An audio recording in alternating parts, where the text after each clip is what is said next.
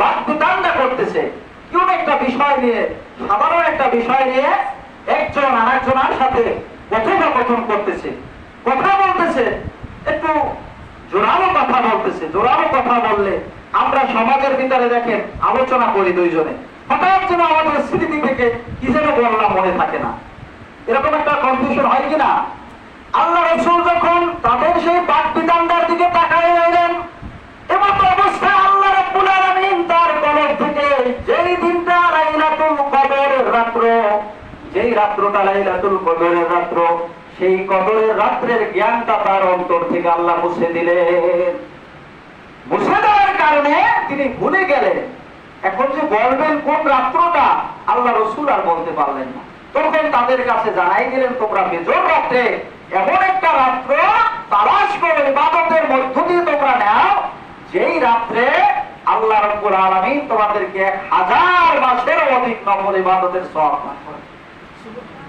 তাহলে ভাইরা আমার, বন্ধুরা আমার, এই যে রাত্রটা আমাদের যে বাংলাদেশটা রয়েছে, এইখানে দেখবেন মূল যে বিষয়গুলো রয়েছে এইগুলোর ভিতরে কোনো খোঁজ খবর নাই। আপনা বিষয় নিয়ে কি কর্মিয়া বলেন, কি আদিয়া বলেন, কি হুজুর বলেন, কি খাজুর বলেন, কি সাধারণ মানুষ বলেন, কি পীর বলেন, কি মাশায়েখ বলেন, কি জামাত বলেন, এদের মধ্যে দেখবেন এই বিষয়গুলো নিয়ে বেশি ক্রিটিসাইজ, বেশি বাকবিতণ্ডা, বেশি কাদা ছোড়াছুড়ি। আপনি যদি খবর খেয়াল করেন, আল্লাহ রাব্বুল আলামিন পর্দা করতে বলেছেন, এটা কিন্তু ফরজ। এই ফরজ ইবাদতটা আমরা তেমন মানি না। সুদ থেকে আল্লাহ আমাদেরকে হেফাজত থাকতে বলেছেন, এই সুদ থেকে কিন্তু আমরা চাইলেও পারি না। এখন এমন কোন ঘর নাই যেটা এনজিওর ভিতরে তারা সীমাবদ্ধ নাই।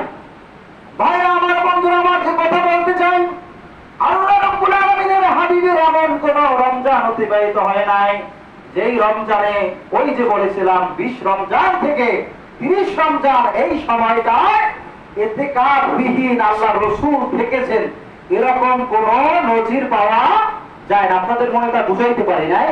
সেটা হলো এই প্রত্যেক রমজানের শেষ 5 দিন আল্লাহ রাসূল মসজিদে নববীতে ইতিকাফ করতেন। কি করতেন? ইতিকাফ করতেন। এই যে মহল্লার ভিতরে আমরা যদি ইতিকাফে একজন ব্যক্তিকে না বসাই, তাহলে গোটা এলাকাবাসী আমরা কি হয়ে যাব? গুনাহগার হয়ে যাব। যে জিনিসটা আল্লাহ রাসূল করেছেন, আপনাদেরকে আপনারা নিজেরা প্রশ্ন করবেন, আমি কি আমার জীবনে কখনো ইতিকাফে বসেছি? নিজে নিজে প্রশ্ন করবেন। দেখেন, যেই জিনিসটা মৌলিক আমরা সেই জায়গায় কোনো খবরই রাখি না।